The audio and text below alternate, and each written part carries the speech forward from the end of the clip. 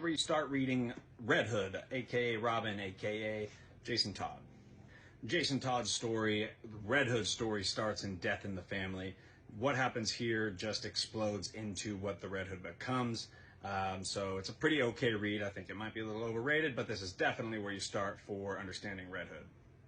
Lots of spoilers, by the way, for every comic and Red Hood in general, because his intro comic was kind of a mystery. So spoilers, I'm going all in here, but optional reading, hush.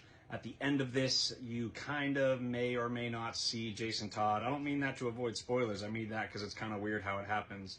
At the end of Hush, you do. It's like the first time you see Jason Todd sense a death in the family, and it kind of hints towards the Red Hood. You don't really know what the hell's going on. Very optional, not super important, but pretty weird going into Under the Red Hood. And Batman Under the Red Hood, one of my absolute favorite Batman comics.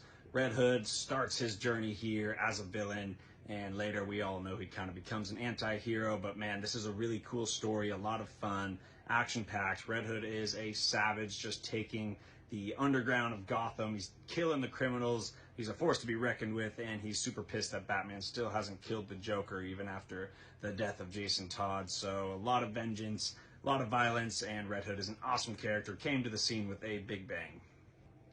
Red Hood, The Lost Days, I think is crucial reading for understanding Red Hood.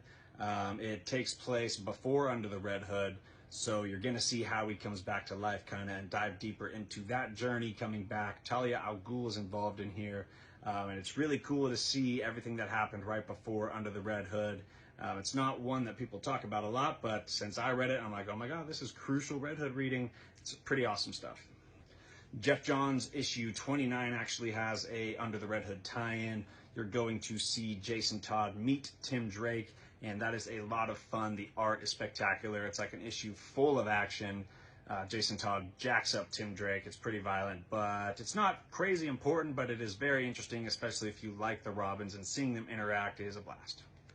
After Under the Red Hood, the next significant story he plays a role in is Battle for the Cowl here. Everyone's trying to be Batman after Final Crisis, and Jason Todd is a savage. He's trying to take the mantle of Batman by force, not necessarily because he deserves it or because he should be Batman, but he's really trying to take the cowl and be Batman. It's a really cool read, very action-packed. All the Bat family are fighting. Tony Daniel on art, he's a savage. And yeah, I hope that helps. He also has a crossover during Under the Red Hood, Nightwing Brother in Blood, and it's not a great read, but that does tie into Under the Red Hood, I just remembered.